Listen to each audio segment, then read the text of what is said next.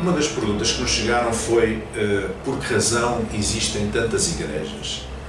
Aliás, esta é uma dúvida muito comum que o cidadão comum coloca muitas vezes, a pessoa que não acompanha muito de perto o fenómeno religioso, que tem algumas dificuldades em entender porque é que dentro do cristianismo existem tantas igrejas, especialmente dentro do meio protestante e evangélico.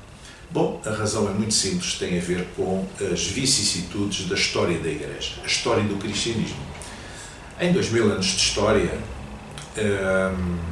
partindo dos primeiros séculos da era cristã, não havia, digamos, concílios ainda, não havia credos, não havia bases de fé estabelecidas.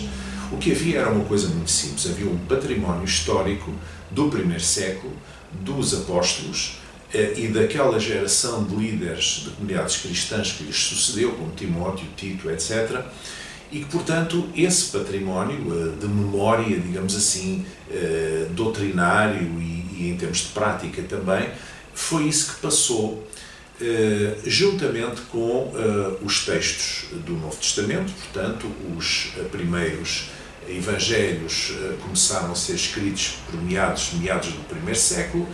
Alguns dos livros do Novo Testamento foram escritos já no final do século, final do primeiro século, e depois, por essa altura, houve também alguns outros escritos piedosos que, digamos, que falavam um pouco, que nos dão hoje um testemunho histórico, apesar de não serem considerados canónicos, isto é, dentro do cânon bíblico. Eles dão-nos o testemunho e documentos históricos sobre como é que a Igreja funcionava nesses primeiros tempos. Então foi agarrando nesse património, por um lado o património da memória, por outro lado o património escrito, os documentos escritos, que a Igreja nos primeiros séculos, digamos século II até o século IV, onde há muito pouca informação histórica disponível hoje, que tentou, tateando um pouco no escuro, dada o desaparecimento dos apóstolos, tentou então desenvolver a Igreja. E, portanto, a Igreja passou por um processo de amadurecimento, de crescimento e de expansão bastante longo e foi-se auto-organizando, digamos assim. Dentro dessa organização surgiram, entretanto, muitas ideias que vieram quer dos gregos, dos gnósticos, quer dos judaizantes, portanto, de influência judaica, que procuraram penetrar na Igreja cristã e moldá-la, digamos, à sua imagem. E é desse diálogo, digamos, dessa dialética com essas doutrinas que a Igreja depois definiu o que era de facto doutrina a seguir e o que é que não era. E aquilo que não era chamou heresias e deitou-as, digamos, borda fora.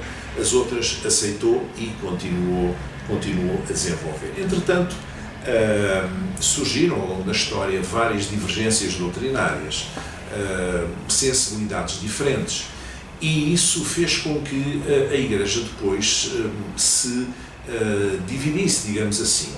E, portanto, nós temos no início do século XI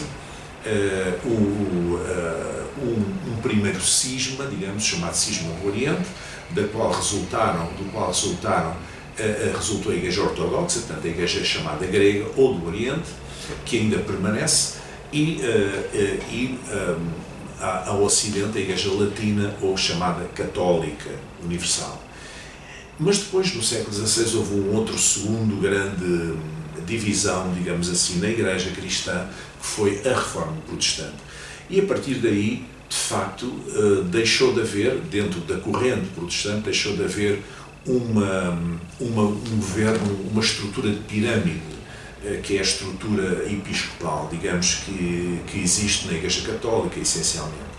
E, portanto, não havendo uma estrutura de pirâmide, então havia uma estrutura, digamos, de rede, de comunhão entre as comunidades cristãs. Então, aí desenvolveram-se mais facilmente algumas sensibilidades que separaram as pessoas umas das outras. Umas davam mais ênfase a umas doutrinas, outras a outras, e assim vão surgindo as igrejas. E, portanto, há uma razão histórica que mostra porque é que existem diversas igrejas dentro do cristianismo, especialmente dentro do cristianismo protestante. Algumas devem-se a questões de doutrina, outras devem-se a questões de governação, portanto, a forma de serem governadas, mas todas têm uma raiz histórica.